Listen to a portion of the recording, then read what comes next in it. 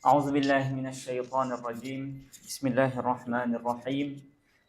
الحمد لله رب العالمين والصلاة والسلام على أشرف الأنبياء والمرسلين سيدنا ومولانا محمد وعلى آله وأصحابه أجمعين.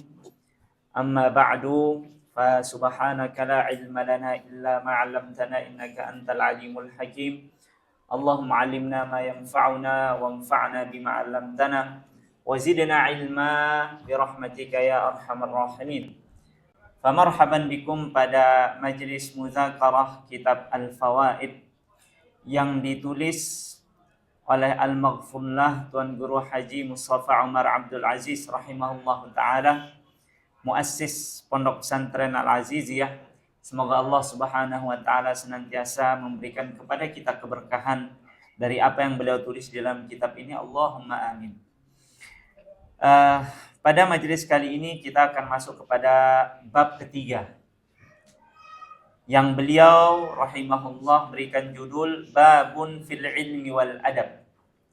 Ini adalah satu bab yang membahas tentang bagaimana pentingnya seseorang itu menuntut ilmu dan bagaimana adab itu adalah sesuatu yang mulazim, sesuatu yang tidak bisa terpisahkan daripada ilmu. Para ulama kita mengatakan bahwasanya jalan untuk menuntut ilmu itu ada banyak. Akan tetapi jalan yang pasti menyampaikan kita kepada ilmu yang bermanfaat adalah jalan adab. Maka bagi siapapun yang ingin untuk menuntut ilmu, dan ilmu yang ia tuntut, ilmu yang ia dapatkan itu bermanfaat untuk dia baik di dunia maupun di akhirat, maka mesti ketika dia menuntut ilmu itu, dia melazimkan dirinya dengan adab para penuntut ilmu. Oleh karena itu ketika kita mondok, hatta kita sudah berkuliah di sini di Al-Azhar Asy-Syarif, kita akan temukan para ulama kita membiasakan untuk membacakan kepada kita kitab-kitab adab. Buku-buku yang berbicara tentang adab para penuntut ilmu. Bagaimana semestinya perangai para penuntut ilmu. Di sini Mami rahimahullah ta'ala menuliskan wajibun ala kulli insanin an yata'allama minal ilmi wal adabi walau kana qalilan. Wajib bagi seluruh manusia.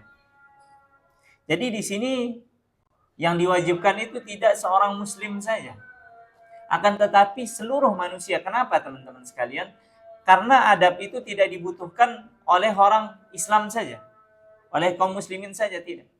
Akan tetapi ini dibutuhkan, ini diperlukan oleh seluruh umat manusia. Karena kita ini kan makhluk sosial, kita akan berinteraksi dengan orang lain. Dan lawan interaksi kita itu, baik itu muslim ataupun non-muslim, kita oleh Allah Subhanahu wa ta'ala sudah diatur adab-adab, perangai-perangai yang mestinya kita lazimkan diri kita terhadap lawan bicara kita, terhadap sahabat teman kita berinteraksi. Begitu pula dia juga punya kewajiban-kewajiban terhadap kita. Jadi kita punya hak dan punya kewajiban. Adab-adab semacam ini diatur oleh agama. Bayangkan kalau seumpama adab itu dilazimkan atau dipelajari atau dikuasai oleh satu torof saja, satu sisi saja. Sementara yang lain su'ul adab, tidak akan jalan. Maka harus adab itu disampaikan di sini, dipelajari oleh seluruh umat manusia. Wajibun ala kulli insanin, wajib bagi seluruh umat manusia an yata'allama minal ilmi wal adabi, untuk mempelajari ilmu dan adab. Jadi nggak cukup ilmu saja, akan tetapi perlu juga dibarengi dengan adab. Jadi bisa dikatakan bahwasanya adab itu adalah implementasi. Praktik daripada ilmu itu adalah adab. Walau kana qalilan. Meskipun yang dipelajari itu adalah ilmu ataupun adab sedikit saja. Wajib belajar meskipun sedikit. Tentunya kalau kita para penuntut ilmu nggak boleh sedikit, harus banyak. Adapun orang-orang awam yang sibuk di sawah, itu enggak apa-apa. Yang penting dia ngaji, meskipun sedikit. Kenapa? Li'annal qalil minal ilm wal adab katsirun. Sebab sedikit saja dari ilmu itu selama diamalkan, begitu pula adab perangai itu dihitung sebagai sesuatu yang banyak. Kenapa? Dia banyak itu pahalanya, ganjarannya, keutamaannya di sisi Allah Subhanahu wa taala. Oleh karena itu teman-teman sekalian, ketika kita belajar talaqi di para masyayikh, kita nggak usah terlalu berpikir untuk bagaimana kalau saya tidak paham nanti. Tugas memahamkan itu Allah Subhanahu wa taala. Pemahaman itu Allah Subhanahu wa taala yang berikan, itu adalah mauhubah dari Allah Subhanahu wa taala.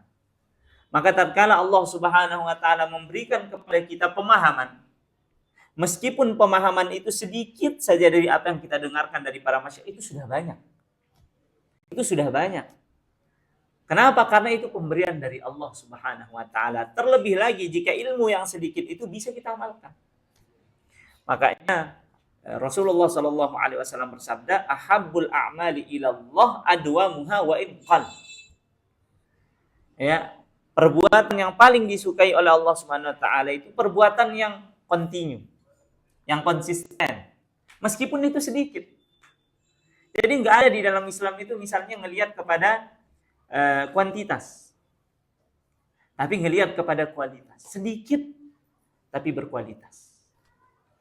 Ya, apalagi yang kita pelajari ini adalah ilmu dan adab. Sedikit saja itu sudah cukup. Baik. Qala Nabi sallallahu alaihi wasallam, beliau Mami rahimahullahu taala di sini mendatangkan hadis ya sebagai dalil betapa pentingnya adab itu. Nabi sallallahu alaihi wasallam bersabda di dalam sebuah hadis yang diriwayatkan oleh Imam At-Tirmizi rahimahullahu taala.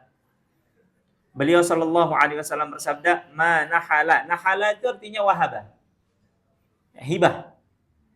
Tidaklah seseorang atau seorang ayah menghadiahkan, memberikan pemberian. Ma nahala walidun waladan min nahlin. Tidaklah seorang ayah itu memberikan pemberian, memberikan hadiah ya kepada anaknya afdal, lebih baik, lebih utama, lebih mulia min adabin hasanin, daripada adab atau perangai yang baik yang dia wariskan kepada anak-anak. Kenapa teman-teman sekalian? Karena perangai yang baik itu akan mengangkat seseorang. Oleh karena itu tabiat manusia memang gak suka perangai yang buruk. Ada orang yang biasa-biasa saja. Dia tidak kaya, dia tidak tampan, tapi adabnya, perangainya baik. Di satu sisi ada orang yang Masya Allah, tampan rupawan.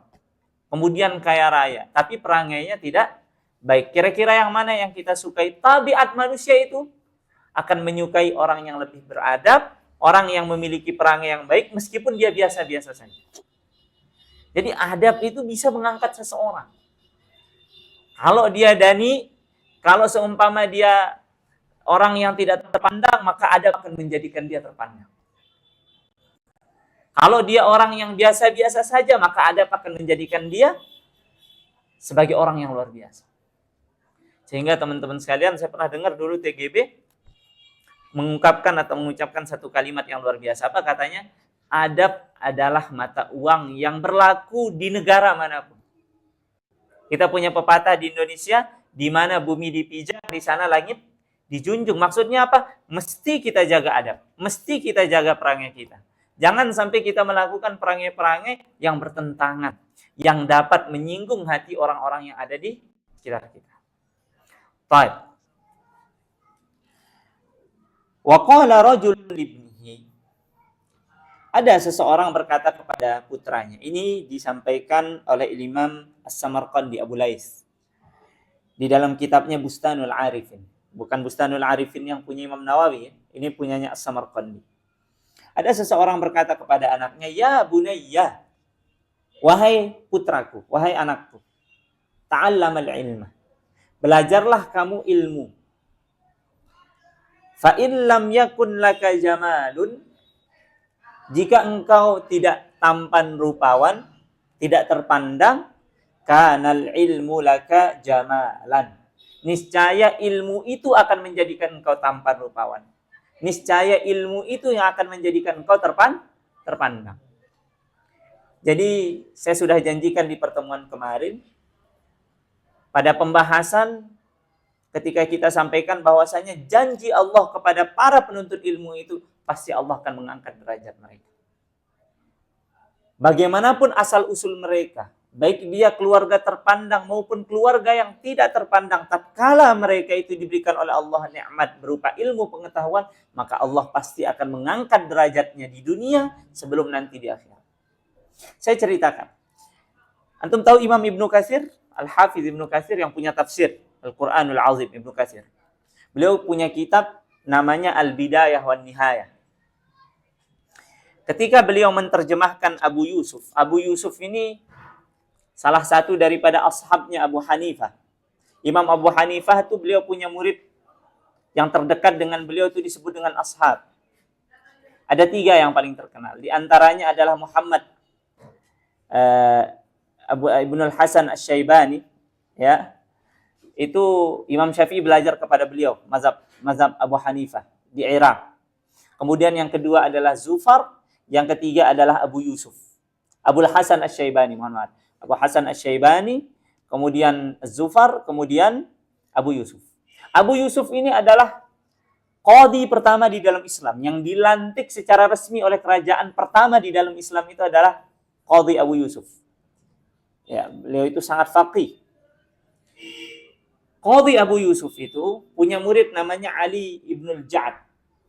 Beliau bercerita bahwasanya Abu Yusuf itu pernah satu ketika menceritakan kisahnya menuntut ilmu. Beliau berkata, "Tuwfiya abi wa ana shaghirun." Ayah saya meninggal ketika saya masih usia belia, masih kecil. Fa aslamatni ummi ila qassar. Maka orang tua saya, ibu saya, ya, yang menjanda ketika itu menyerahkan saya kepada tukang jahit. Ya, fa kuntu amurru ala halaqati Abi Hanifah fa ajlisu fiha. Maka satu hari pernah saya lewati majelisnya Imam Abu Hanifah. Maka saya terpana dengan majelis itu sehingga saya duduk mampir sejenak di majelisnya Al-Imam Abu Hanifah.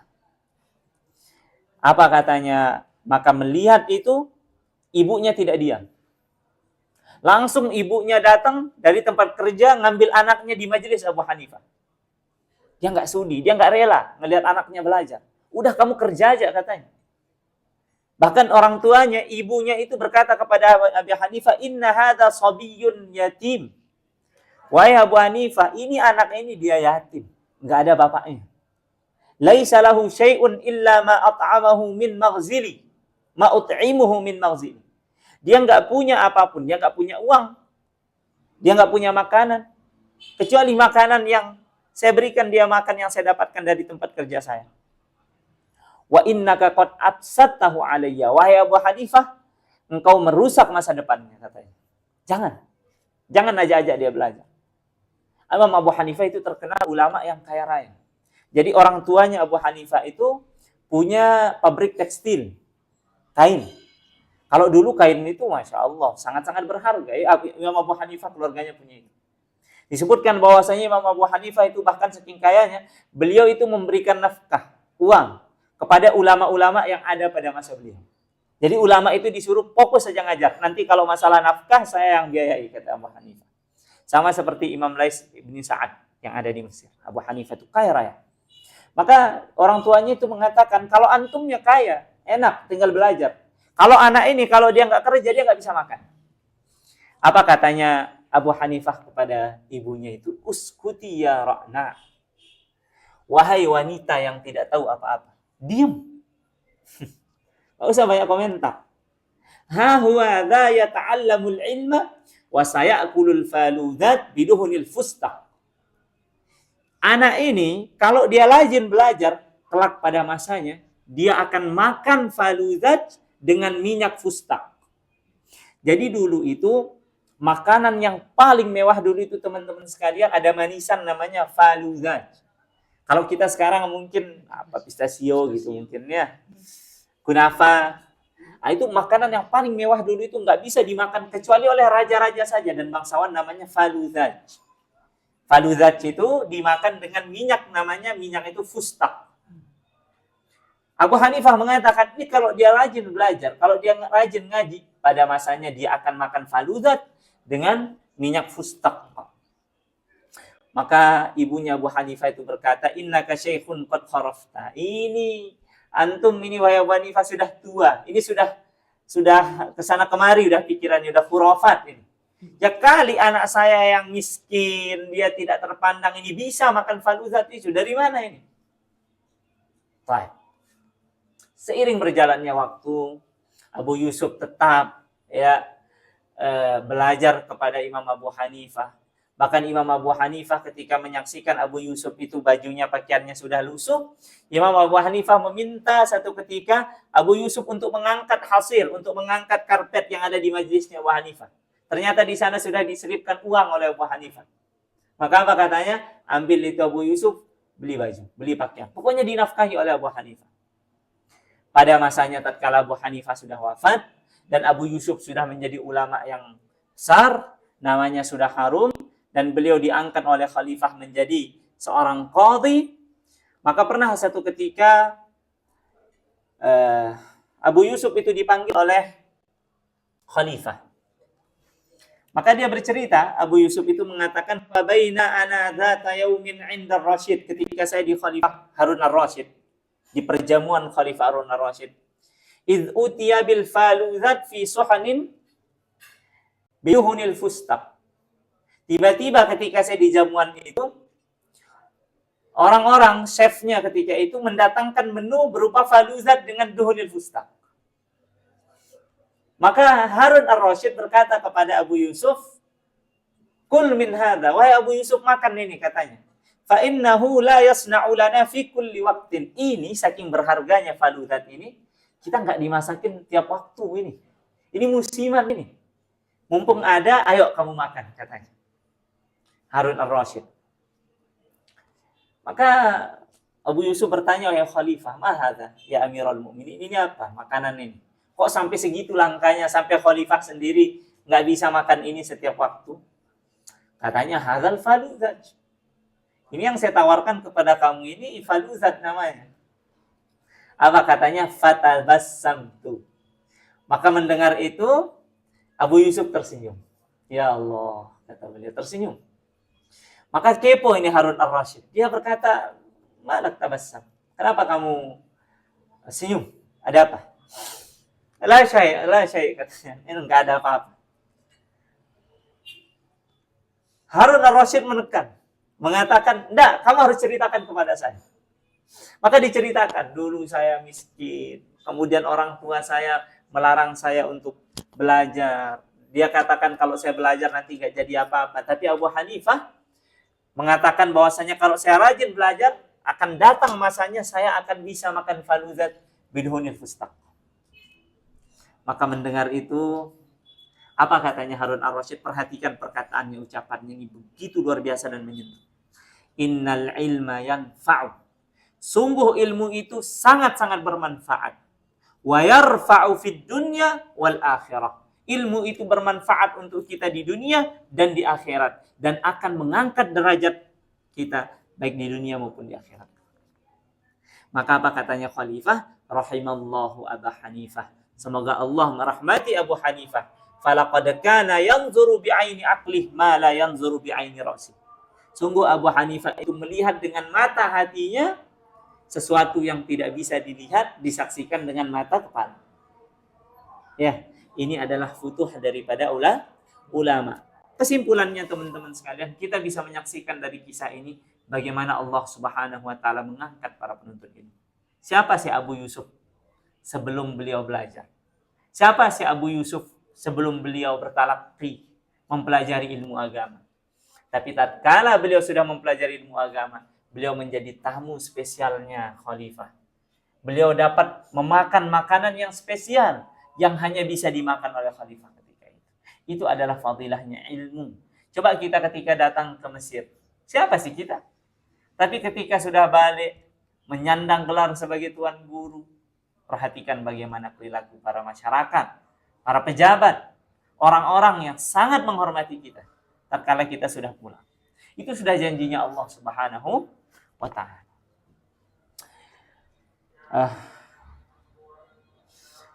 Kisah kedua yang ingin saya kisahkan pada majelis kita malam ini, Al-Imam At-Tanuhi di dalam kitabnya Al-Faraj Ba'da Syiddah. Nama kitabnya Al-Faraj Ba'da Syiddah. Menceritakan sebuah kisah dari Al-Imam Al-Asma'i. Beliau, Al-Imam Al-Asma'i itu pernah menuntut ilmu di Basrah. Dan Imam Al-Asma'i itu mengatakan, ana mukillun, saya itu enggak punya uang. Ya. Wa kana ala zuqaqina, katanya, baqqal. Di depan gang itu, kalau sudah lihat sekarang kita di Kairo ini kan di Darrosah ini banyak gang-gang. Nah, di depan gangnya Imam Asma'i ketika beliau nyantri di Basrah itu ada baqqalah. Tukang toko, warung. Apa katanya? Idza kharajtu bakiran, kalau saya keluar pagi-pagi nuntut ilmu, yaqulu li ilain. Kamu kemana? Faqul ila fulanil muhaddis. Saya mau pergi ke Syekh al-Muhaddis, saya mau belajar hadis. Wa idza udtu masaan yaqulu li min ain. Kalau saya balik sore-sore pulang belajar, dia bilang dari mana? Saya bilang inda fulan al-akhbari al-awil lughawi. Saya bilang, saya sudah belajar ilmu akhbar dari fulan. Saya sudah belajar ilmu lughah dari fulan. Fayaqul, perhatikan ini nasihatnya pemilik warung. Ya hadza. Wahai pemuda, maksudnya Imam Al-Asma'i. Aqbil wasiyati. Terima wasiat saya ke Side. Anta syab. Side ini masih muda. Fala tudayyi' nafsak. Jangan sia-siakan masa depanmu. Watlub ma'asyan ya'udu 'alaika naf'u. Kamu cari kerja saja, cari uang, yang mana uang itu bisa kamu rasakan manfaatnya. Kalau cari ilmu apa kita dapetin? Duit enggak, kenyang enggak, ya atau tidak? Dia bilang, udah, kamu tinggalin aja nuntut ilmu itu. Sekarang cari uang, cari nafkah, yang mana nafkah itu akan berfaedah, bermanfaat untuk kamu. Wa a'tini jami'a ma 'indaka minal kutub. Kasih, saya serahkan semua kitab-kitab kamu ke saya, hatta atrahaha fid dun, biar saya buang dia di tempat sampah.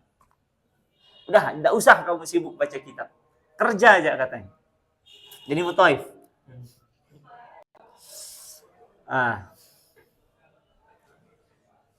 Baik, apa katanya? Fayadhiqu sadri bimudawamatihi hadzal kalam. Apa katanya? Berat hati saya dengar dia bilang gitu. Setiap hari soalnya dia bilang gitu. Udah, gak usah belajar. Katanya, mau jadi apa kamu belajar?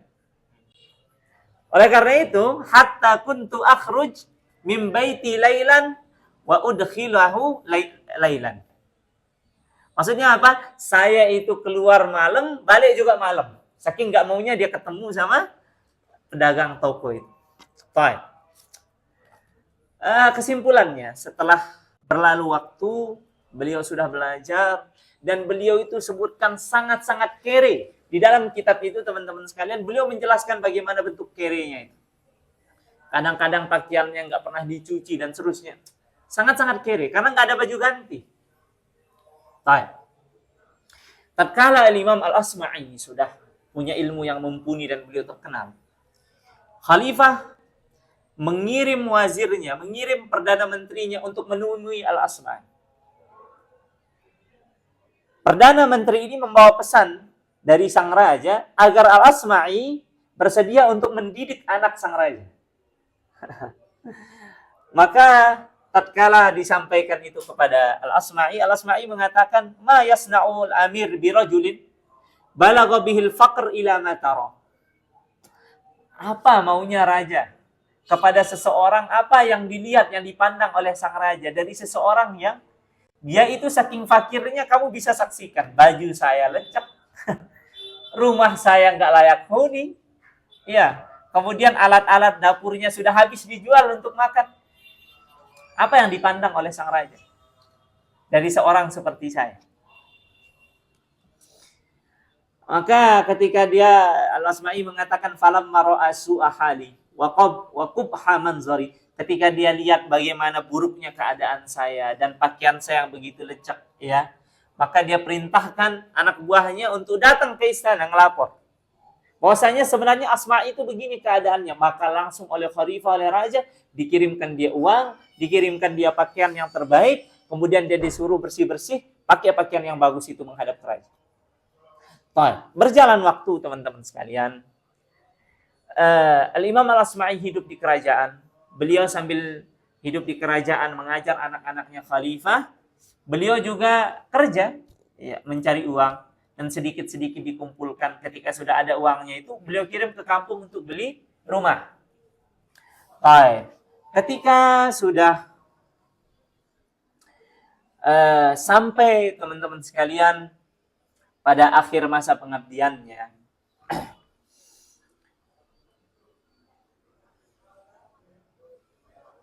maka sang raja memanggil Al-Asma'i ketika itu, Al-Imam Al-Asma'i. Maka dia bilang, wahai Al-Asma'i, sungguh engkau sudah berkhidmat kepada kami, wa ahsantal khidmah, dan engkau berkhidmat dengan sangat baik. Fatamanni, sekarang kamu sebutkan keinginanmu, saya akan kabulkan. Itu katanya raja. Kamu sebut satu keinginan, satu permintaan, atau permintaan apapun saya akan kabulkan. Apa katanya Imam Asma'i? Ma'asa an atamanna waqad huztu amani. Saya nggak bisa lagi berharap apapun karena hampir seluruh harapan saya sudah saya dapatkan. Nah, dia sambil bekerja. Baik. Apa katanya? Fakultu in ra'a amirul mu'minin an ya'zana li fil ilmam bil Basrah. Tapi kalau memang antum kasih saya satu permintaan, saya ingin meminta, bisa nggak antum izinkan saya untuk kembali ke Basrah? Saya mau kembali ke kampung halaman saya di Basrah. Wal kitab ila amilihi biha, dan menulis surat untuk gubernur Basrah. Apa isinya surat dari gubernur Basrah itu? An yutalibal khassah wal 'ammah bis salami alayya thalathata ayyamin wa ikrami ba'da dzalik. Saya mau gubernur ketika itu meminta al khassah wal 'ammah, maksudnya pejabat, rakyat jelata seluruhnya datang sowan ke rumah saya 3 hari 3 malam. Wa ikrami ba'da dzalik, setelah itu saya mau mereka memuliakan saya, kasih saya apresiasi. Falamma kana fil yaumis tsalis, hari ketiga, orang sowan ke rumah beliau, ya. Orang sowan satu persatu ke rumah beliau, rumahnya Al-Asma'i. Ta'ammaltu asaghir man ja'ani. Maka saya melihat orang-orang rakyat-rakyat jelata lah yang datang ketika itu, dan gilirannya mereka. Fa'idhal baqqal wa alaihi imamatun wasikhah wa ridaun latif wa jubbah qasirah wa qamis tail. Apa katanya? Tiba-tiba masuklah dia, penjaga toko dulu itu, yang bilang kamu nggak ada masa depan, dia bilang. Datang dia. Ya, dia pakai imamahnya sudah lecek, sudah wasikh, kemudian ridanya, pakaiannya pendek, kemudian jubahnya panjang, semuanya kotor. Maka tatkala dia masuk itu, Al-Imam Al-Asma'i tersenyum. Dia bilang apa? Kamu lihat ya. Ya, saya para penuntut ilmu itu nggak ada masa depannya. Sekarang kamu sungkem di saya. Coba perhatikan bagaimana ilmu Asma'i sebelum menuntut ilmu. Tapi tatkala Allah sudah berikan dia ilmu, coba bagaimana jadi. Kita bisa lihat pimpinan-pimpinan pondok kita, para alim, para alamah, para tuan guru, pejabat-pejabat itu sungkem kepada mereka. Itulah martabatnya para penuntut ilmu, teman-teman sekalian. Oleh karena itu, ya, benarlah katanya yang disampaikan di dalam kitab ini, ya bunayya ta'allamal ilm, belajar ilmu. Fa illam yakun laka jamalun, kalau kamu tidak punya ketampanan, rupawan, ya, haibah, maka ilmu itu kanal ilmu laka jamalan. Maka ilmu itu akan memberikan engkau ketampanan. Ilmu itu akan memberikan engkau haibah. Ilmu itu yang akan mengangkat derajat. Fahimna insyaallah. Wa qala ba'dul hukama, sebagian orang-orang bijak berkata, innal ilman nafi', sesungguhnya ilmu yang bermanfaat. Wal adabas salih, dan adab yang baik, perangai yang baik. Kasbun, merupakan harta. La yusibuhu minka ghasib, yang tidak akan pernah bisa dicuri oleh pencuri dari. Tuh. Kalau harta benda bisa dicuri, tapi kalau ilmu dan perangai yang baik ini adalah harta yang begitu berharga, seperti kata TBKB tadi, mata uang yang berlaku di negara manapun yang tidak akan pernah bisa dicuri oleh siapapun. Wala yulbisuhu minka yaslubuhu minka salibun, dan tidak akan ada bisa yang mengambil dia secara paksa dari kita.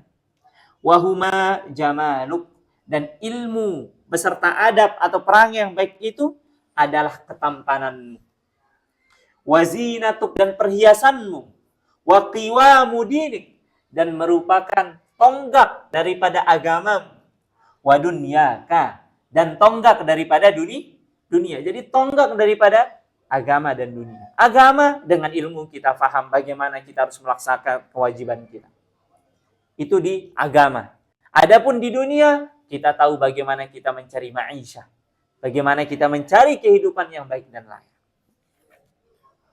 Salah seorang penyair mengatakan, sa'adribu fi tulil biladi. Saya akan berkeliling, mengelilingi negara-negara. Li'atluba ilman au amuta ghariban. Dengan tujuan menuntut ilmu.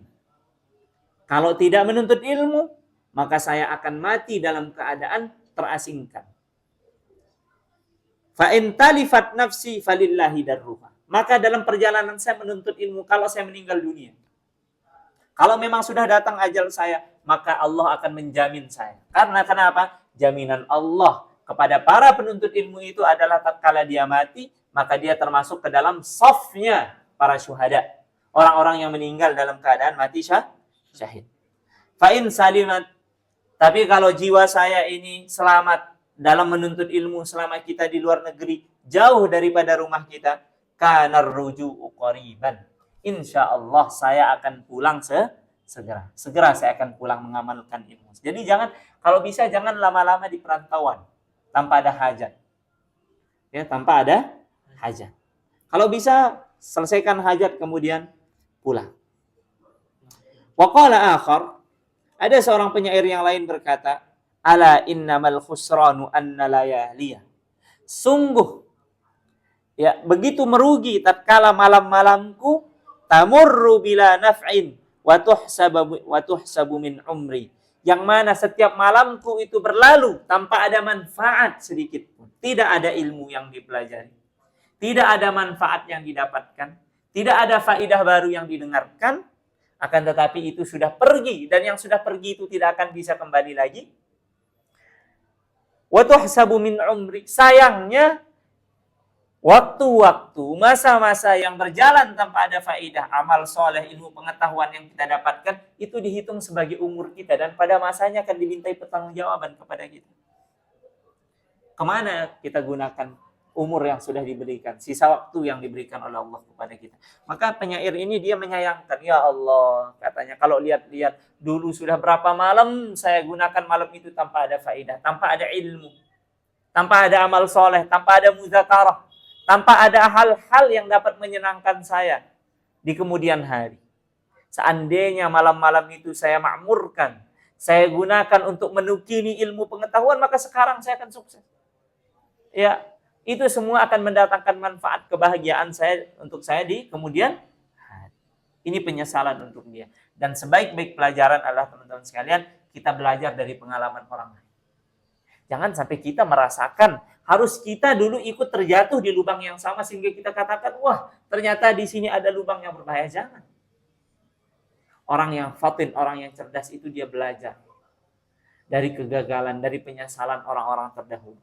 Di sini jelas disampaikan penyesalannya adalah dia tidak memanfaatkan malam-malamnya. Karena malam bagi para penuntut ilmu itu teman-teman sekalian sesuatu yang berharga. Di sana dia bisa baca kitabnya, di sana dia bisa mudzakarah, di sana dia bisa belajar dan seterusnya. Maka dia menyesali karena sudah menyanyiakan malam-malam. Maka kita sebagai penuntut ilmu jangan terjatuh pada lubang yang sama. Jangan sampai kita menyesal dengan penyesalan yang sama. Manfaatkan malam-malam kita dengan baik. Terakhir kita tutup dengan sebuah kisah yang disampaikan oleh Mami rahimahullah ta'ala. Agar di pertemuan berikutnya kita akan sampai kepada babul iman. Ya, sebenarnya banyak kisah-kisah yang ingin saya sampaikan tentang adab ini, teman-teman sekalian, pada makom ini. Cuma 2 kisah itu sudah cukup saya rasa. Baik. Ada sebuah kisah dari Sufyan ibnu Uyainah. Mami rahimahullah mengatakan, Isma' hadhil qissah ayyuhal qari. Wahai pendengar yang budiman, dengarlah kisah ini dengan baik. An Sufyan bin Uyainah annahu ja'ahu ibnu akhihi yakhthub. Pernah satu ketika Al-Imam Sufyan ibnu Uyainah ini didatangi oleh keponakannya, anak dari saudaranya, untuk melamar. Faqala ya am ji'tuka khatiban. Maka anak itu berkata, wahai pamanku, saya datang kepadamu ingin melamar. Imam Sufyan ibnu Uyainah mengatakan, liman? Siapa yang kamu mau lamar? Qala libnatik. Saya mau lamar anakmu. Maka apa katanya Sufyan ibnu Uyainah? Perhatikan, kuf'un karimun. Wah, semoga kita satu kufu. Satu kufu itu maksudnya setara, sederajat. Ya. Dan ingat, dalam pernikahan itu kita dianjurkan di dalam Islam mencari yang sekufu, yang sederajat. Jangan kita pas-pasan nyari istri misalnya konglomerat. Wah, susah kita. Gimana kita akan nafkahi dia? Sementara dia harga ciloknya aja itu penghasilan kita sebulan. Skincare-nya aja itu uang kita setahun itu. Tabungan kita setahun. Makanya cari yang sekufu. Maka di sini Sufyan ibnu Uyainah ingin menguji dia. Kamu kalau mau melamar anak saya harus sekufu. Kita buktikan kamu punya kufu, punya memenuhi standar atau tidak. Nah, apa katanya? Summa qala lahu ijlis fajalasa. Kemudian Sufyan ibnu Uyainah berkata, coba duduk. Kita tes dulu. Faqala lahu irwi 'asyrata hadits 'anin Nabi SAW. Coba riwayatkan kepada saya 10 hadis dari baginda Nabi, dari hadis-hadis baginda Nabi sallallahu alaihi wasallam. Falam yastati, dia enggak bisa. Diminta lagi, summa qala iqra' 'asyra ayatin min kitabillahi ta'ala. Falam yastati. Kalau gitu kamu enggak bisa meriwayatkan 10 hadis, bacakan kepada saya 10 ayat dari Al-Qur'anul Karim. Dari ayat-ayat Allah Subhanahu wa taala. Dia enggak bisa juga. Hadis enggak bisa, Al-Qur'an enggak punya. Qala ansyid 'asyrata abyatin minasy-sya'r. Kalau gitu bacakan kepada saya 10 bait dari syair apa saja yang kamu hafal. Karena ketika itu orang yang menghafal syair itu alamat bahwasanya dia punya pengetahuan yang cukup. Falam yastati, dia juga enggak bisa. Apa katanya Sufyan ibnu Uyainah? La qiraah. Baca Quran enggak bisa. Wala hadis, enggak punya hadis juga. Wala syair, syair juga enggak punya. Fa'ala ayyi syai'in ad'u binti indak. Apa penyebabnya saya harus kasih kamu melamar anak saya, putri saya? Ayo. Al-Quran kamu nggak bisa baca. Hadis kamu nggak bisa sampaikan. Syair tidak ada yang kamu hafalkan. Artinya, teman-teman sekalian, mesti ada skill yang kita tekuni. Mesti ada skill yang kita tekuni. Apalagi terlebih lagi ingin melamar anak seseorang. Harus ada sekiranya yang kita tekuni. Dalam hal ini ya ilmu pengetahuan. Jangan sampai nanti kita bawa ijazah kita, saya sudah S1 di Al-Azhar Asy'ari. Wah, S1. Mau lamar anak saya ini, anak saya dilamar oleh alumni Al-Azhar. Disuruh baca ayat Al-Quran. Dia nggak bisa. Dia baca Al-Fatihah saja sudah. Qul ya ayyuhal kafirun, nggak selesai-selesai. Hah? La abudu ma ta'budun wala antum abiduna ma'abud, itu terus nggak selesai-selesai. Disuruh baca hadis innamal a'malu binniyat wa innamal likulli imri'in ma nuwiya, katanya. Salah baca. Disuruh baca syair, saya nggak pelajari itu, katanya. Nggak ada yang dia bisa. Apa fungsinya ijazah itu kalau gitu? Ya, ini menunjukkan teman-teman sekalian, ilmu itu jika kita miliki, maka kita akan terangkan. Akan tetapi sebaliknya, kalau kita tidak punya ilmu sama sekali, ya ini. Apa yang terjadi? Ditolak dia. Ditolak dia. Maka apa katanya? Tsumma qala la yukhayyib maji'ak. Hanya saja saya tidak akan kecewakan kamu sudah datang. Fa amara lahu bi 10,000 dirham. Jadi kasih duit 10.000 dirham. Tapi untuk anak saya nggak akan sudi nikahkan kepada kamu. Karena apa-apa, kamu nggak punya apapun. Fahim itu insyaallah. Wah, fil khatimah teman-teman sekalian, masih berkenaan dengan ilmu dan adab.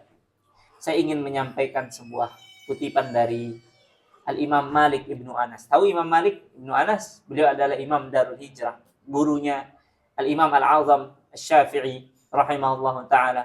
Satu ketika Imam Malik pernah mengatakan, kanat ummi tu'ammimuni. Dulu pas saya kecil, pas mau belajar menuntut ilmu pesantren-santren, orang tua saya memakaikan imamah, ibu saya memakaikan imamah kepada saya. Wa taqululi, kemudian dia berpesan kepada saya, perhatikan pesannya. Idhab ila Rabi'ah. Wahai anakku, pergi kepada Rabi'ah. Ketika itu Rabi'ah itu ulama yang besar, ulama yang terkemuka. Perhatikan pesannya, fata'allam min adabihi qabla ilmihi. Maka belajarlah, ambillah manfaat daripada adabnya sebelum engkau belajar daripada ilmu. Ini menunjukkan bahwasanya mestinya adab itu mendahului ilmu. Makanya apa katanya? Orang yang beradab itu alamat dia itu punya ilmu. Tapi orang yang berilmu belum tentu dia punya adab. Maka ada talazum antara adab dan ilmu itu. Siapapun yang ingin sampai kepada ilmu, maka jalan terbaik yang harus ia tempuh adalah jalan adab. Kurang lebih ini dulu teman-teman sekalian kajian kita. Alhamdulillah kita malam ini menyelesaikan satu bab. Untuk pada malam berikutnya kita akan masuk kepada bab berikutnya. Semoga Allah Subhanahu wa taala berikan kita kemudahan dan keberkahan. Allahumma amin. Kita tutup majelis kita dengan sama-sama melafazkan doa kafaratul majelis. Subhanakallahumma wa bihamdika asyhadu an la ilaha illa anta astaghfiruka wa atubu ilaik. Assalamualaikum warahmatullahi taala wabarakatuh.